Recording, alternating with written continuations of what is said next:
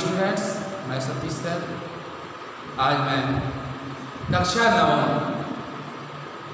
हिंदी कृतिका से है ये पाठ 1 इस जल प्रलय में। इसके लेखक फणीश्वरनाथ रेणु जी हैं। और सबसे पहले हम लोग लेखक परिचय देखते हैं कि फणीश्वरनाथ रेणु जी प्रसिद्ध आंचलिक कथाकार थे और इनका जन्म बिहार के पूर्णिया जिले के औराही हिंगना नामक गांव में हुआ था। और इन्होंने नेपाल में अपनी स्कूली शिक्षा प्राप्त की। सन 1942 के स्वतंत्रता आंदोलन में इन्होंने सक्रिय भागीदारी के कारण प्रमुख सेनानी रहे। रेणु जी ने नेपाल की सशस्त्र क्रांति और राजनीति में भी भाग लिया। ठीक है। आंचलिक कथाकार के रूप में विख्यात रेणु जी ने ग्राम्य जीवन का रसीला और रगात्मक चित्रण किया है। अपनी उत्कृष्ट भाषा शैली द्वारा इन्होंने हिंदी कथा साहित्य को एक नई दिशा दी है।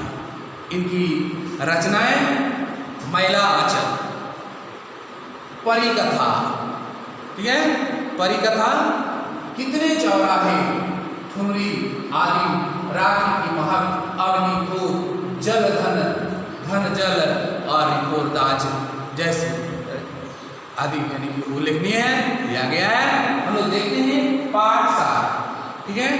तो सबसे पहले इसमें और एक चीज है कि लेखक फणीश्वरनाथ रेणु ने सूखे और बाढ़ के कुछ मार्मिक रिपोर्टाज लिखे हैं, जिनमें से एक है इस जल प्रलय में।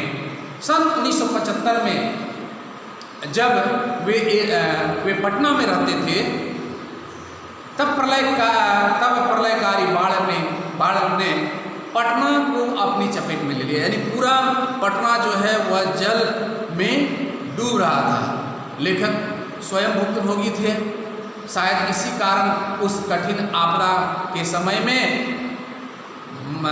की मानवीय मजबूरी और यातना को उन्होंने अत्यंत प्रभावशाली ढंग से वर्णित किया है। तो हम लोग देखते हैं पटना में बाढ़ की सरकार आई।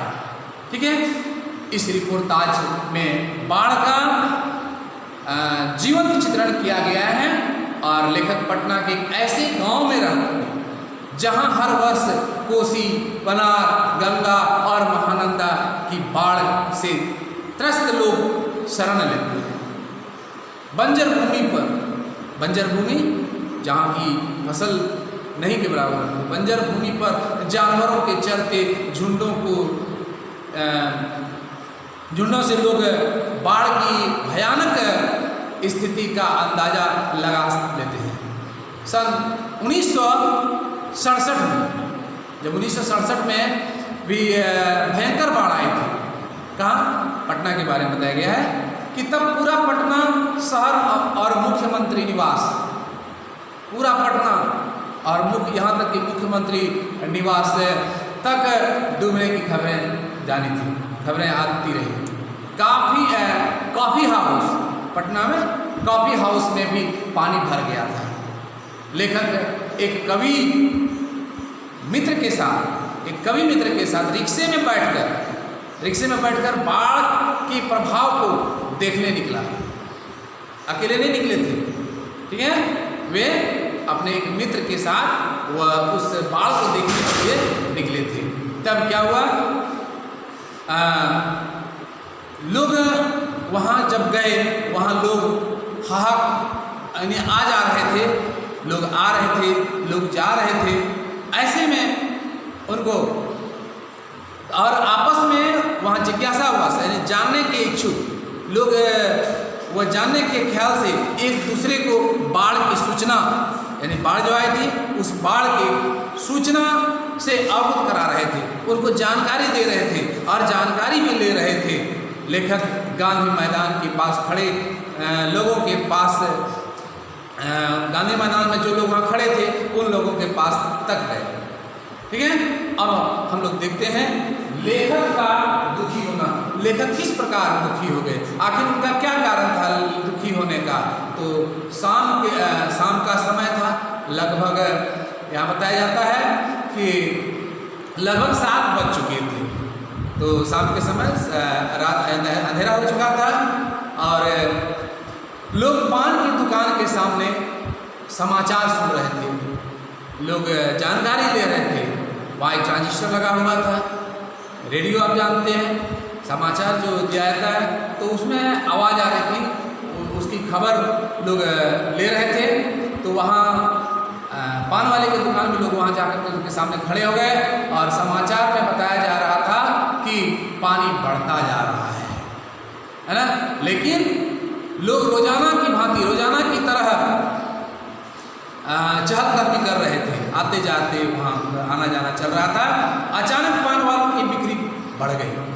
एक प्रश्न आएगा कि सभी दुकानें बंद होने के बाद भी पान वाले की दुकान खुली, उनकी दुकान में बिक्री क्यों बढ़ गई, ऐसा भी एक प्रश्न रहेगा। तो क्या हुआ, उनकी बिक्री बढ़ गई। लोग वहाँ पान वाले की दुकान के सामने में खड़े होकर के भी समाचार सुन रहे थे। वह बाढ़ की स्थिति को जान रहे थे।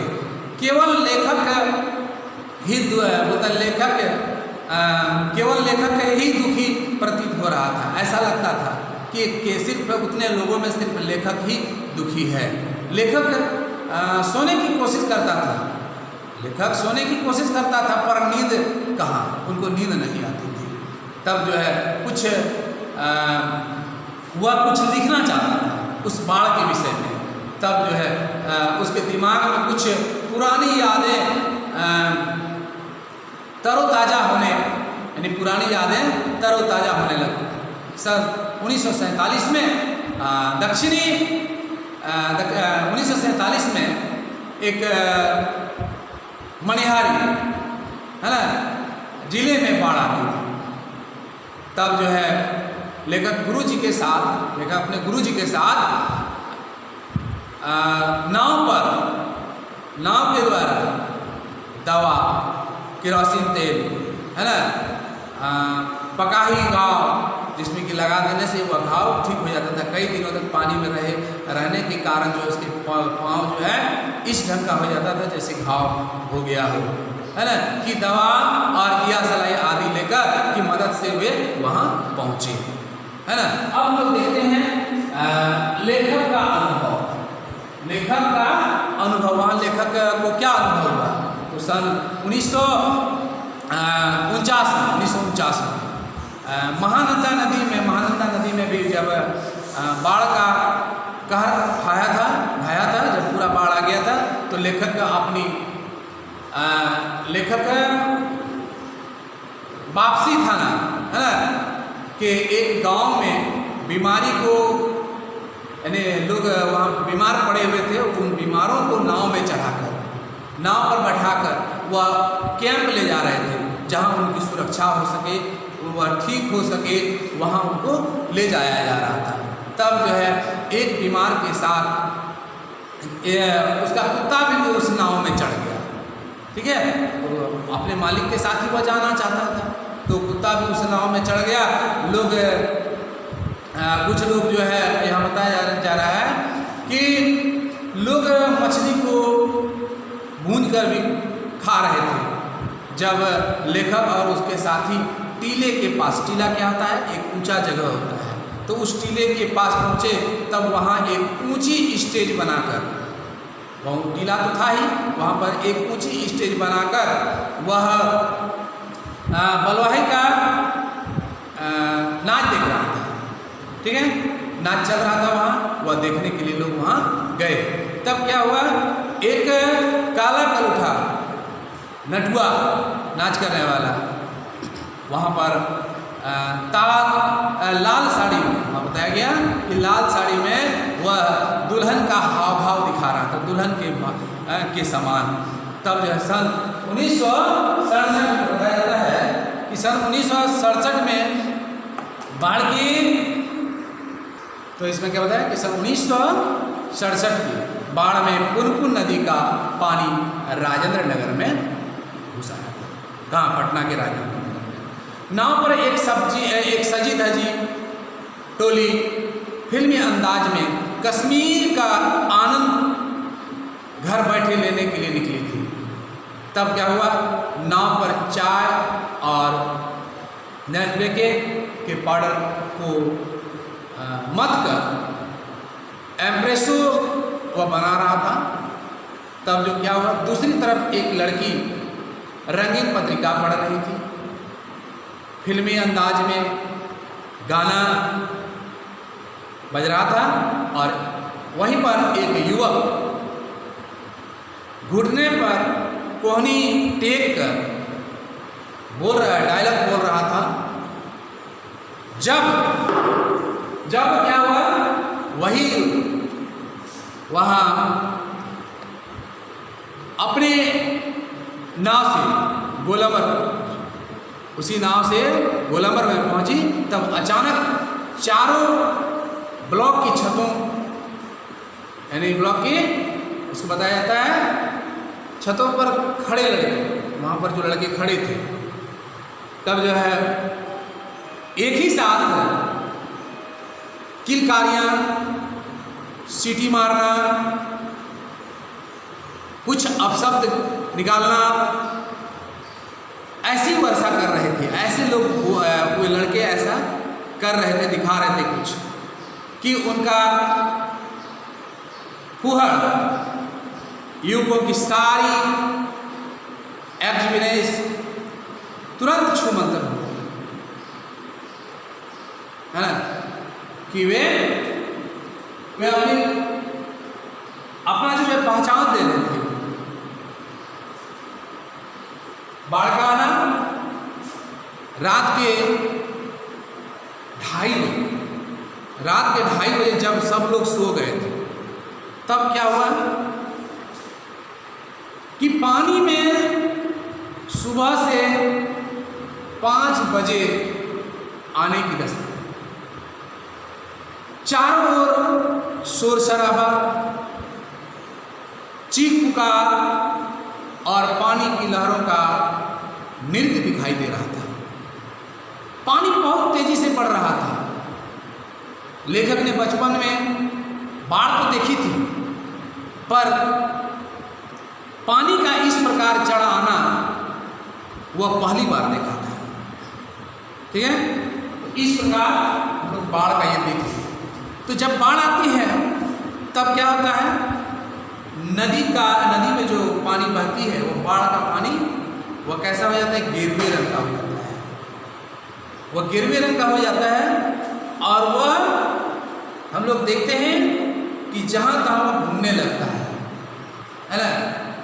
और उस स्थान पर कोई अगर लोग चला गया तो वह सीधे नीचे की ओर खींचता चला जाता है। तो यहाँ कहा कि एक प्रश्न रहेगा कि मृत्यु का तरल दूत किसे कहा जाता है। तो उस स्थान पर बताया गया कि लोग के जाने पर वह नीचे की ओर वह खींचता चला जाता है, जिसे क्या मृत्यु का तरल दूत कहा गया है। जब बाढ़ आती थी तो लोगों को जब यह अनुमान हो जाता था, आने के पूर्व, बाढ़ आने से पूर्व लोगों को यह अनुमान हो जाता था कि बाढ़ कहाँ तक आए होंगे, अब इधर आ सकता है, तो लोग उसके लिए पहले से कुछ तैयारियां कर लेते थे कि हमें 3 दिन 4 दिन 5 दिन उस स्थान से कहीं दूसरे जगह नहीं जा सकते हैं। तब वह अपने पूरे सामान की व्यवस्था वह कर देते थे। अगर किसी का 2 मंजिला है, 3 मंजिला है, तो वह नीचे के सामान को वह ऊपर के मंजिले पर वे रख देते थे। उस बाढ़ में वो कहीं नहीं जा सकने पर उसे किस किस चीज़ की आवश्यकता होगी, यह पहले से अपनी व्यवस्था वे लोग कर लेते थे। ठीक है, और इसमें बहुत सारे प्रश्न रहेंगे, आप लेसन को पढ़ेंगे और उसी प्रश्न का निर्माण भी करेंगे। इसमें कुछ शब्दार्थ भी है, लेसन के अंत में शब्दार्थ को भी पढ़ेंगे, प्रश्न निर्माण जरूर करेंगे और उसका उत्तर लिखेंगे। जो वर्कशीट दिया जाएगा आप उसे भी बनाने का प्रयास करेंगे। ठीक है, आगे लेसन 2 नेक्स्ट वीडियो में